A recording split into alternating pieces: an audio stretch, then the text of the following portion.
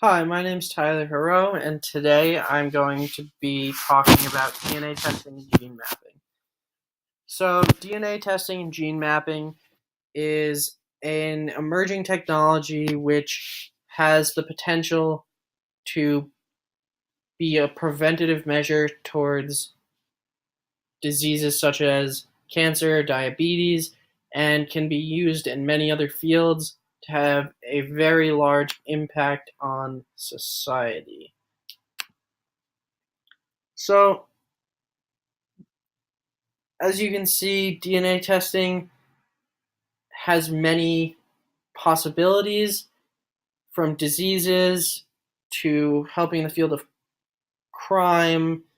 Um, and it has also been industrialized to try and help create a profit with it and fit it into a capitalist society. So it can have many impacts, but one potential harm is that similar to EpiPens, it can be taken over by companies purely for profit, which prices could be raised, and then the outreach of DNA tests could be limited by monetary figures. So it has already had a very large effect on society, but DNA tests medically have already become huge in noticing hereditary diseases such as cancer, diabetes, and many other. And on top of this, it's being used in the field of law enforcement to solve crimes, both present and past, where the data may not be extraordinarily clear, but using DNA tests, it is very easy for them to pinpoint guilty and innocent, and even remove innocent people who have been arrested and put in jail. So this graph right here is I got off the internet. It is regarding how people thought using DNA tests to fight crime was, whether or not it was useful or not. So right now, we have a survey right here. On this survey, you can see that it asks a few questions about how DNA tests are affecting society and your prior knowledge on them. And this graph right here is actually came from this survey. Google Forms is really good about collecting data based on the surveys you make, and it allows you to easily make charts. This one shows, as you can see, the average effect of DNA tests on society from different age perspectives. And you can see the older people have thought that it has a greater effect, while younger people may not have experienced it as much yet. So this is my video. We're going to take a look at it. Wow,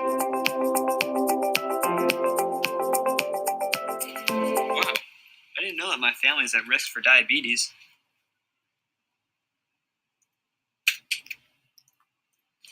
All right, how do you feel about DNA tests? Personally, I believe that there are many positives to DNA tests. First of all, they can help discover genetic diseases, unite families, and many other positive effects.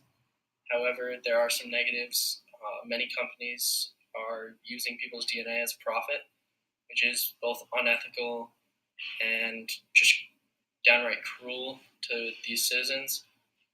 They sell the DNA to big companies, to governments, just to create a profit, which is very unjust and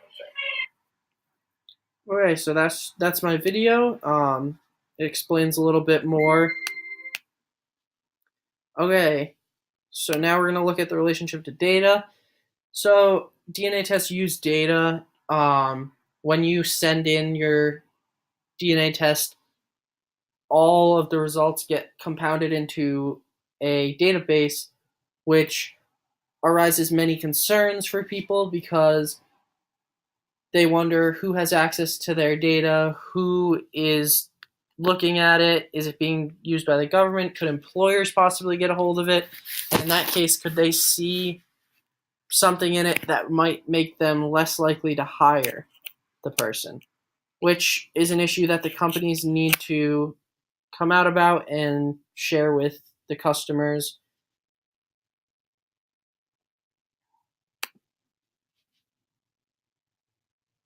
Okay, so DNA tests work like this. One thing you can do is you can go to a doctor. Doctors can administer DNA tests. They'll take a sample of blood, hair, something of that nature, and they will send it to a lab. The other way, which a lot of people are starting to now, is there are a lot of online companies that will send you a do-it-yourself kit, which you will send them a strand of your hair or a couple strands of your hair, and their labs will do the test and they'll send you the results. Using this, um, it is very, very accessible, which is incredible that it's already come so far in this short time. Um, DNA tests rely largely on the internet, basically because a lot of these new companies are purely run through the internet. You can't go to an ancestry store. You can only go to their website and order. So the internet is playing a huge role in DNA tests, making it a big part of computer science. Okay, so now we're just going to go and we're going to look at some of the images.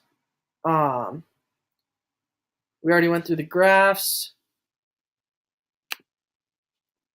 You can see picture of DNA, and we have a picture of a gene map, which when you look at it, the gene map um, is what doctors are basing their DNA tests off. That's what they look at as a baseline. So then on our home page, we have the background, which was made in Pixlr. Pixlr is a editing software that allows you to add layers to pictures. As you can see, it allowed me to put text over this to make a logo, and it also allowed me to make a GIF where I combined a few pictures and then the pictures were allowed to move, which is exceptionally helpful.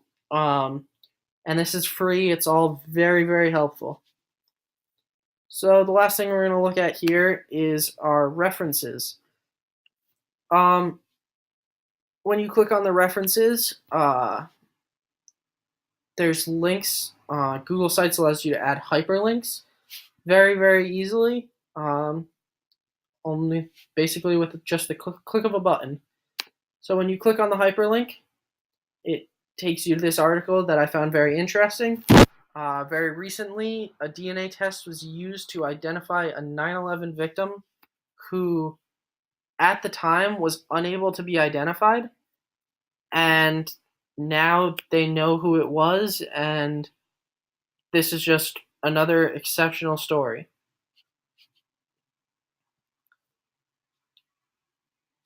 Okay, so now I'm going to talk a little bit about Google Sites. Google Sites allows you to make a website without using HTML encoding.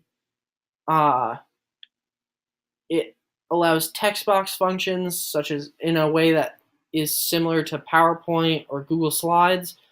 And rather than having to go in and code in all the little bits to add an image, to add anything, it does the coding for you, and all you have to do is click the buttons, which is very helpful for people who don't have a whole lot of experience in coding, and ultimately just makes making a website incredibly easier for people. For more information and to learn more about DNA tests, you can go to my Google site. The link is right here.